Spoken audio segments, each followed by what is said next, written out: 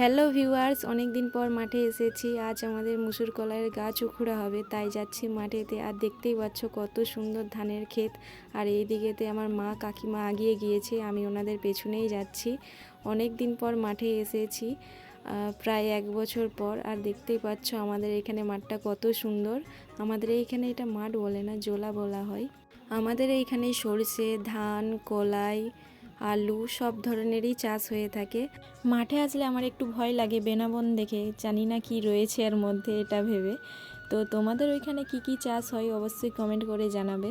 প্রায় 30 মিনিট হাঁটার পরে মাঠে এসে পৌঁছে গিয়েছি। আর দেখতে পাচ্ছ আমাদের কত সুন্দর মুসুর কলাইয়ের ক্ষেত। আর এই দিকেতে মা আর কাকু কাকিমা বাবা সবাই মিলে মুসুর কলাইয়ের গাছ উখড়ছে।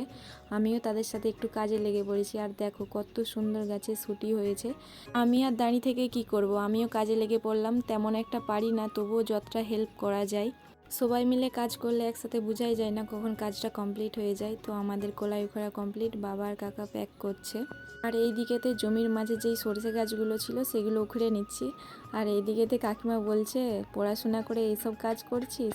কি বলো বন্ধুরা, পশ্চিমবঙ্গে জন্মগ্রহণ করেছি, যুবসাথীর টাকার সাথে সাথে একটু তো নিজেকেও খেটে রোজগার করতে হবে, নইলে ওই নিয়ে তো আর চলবে না।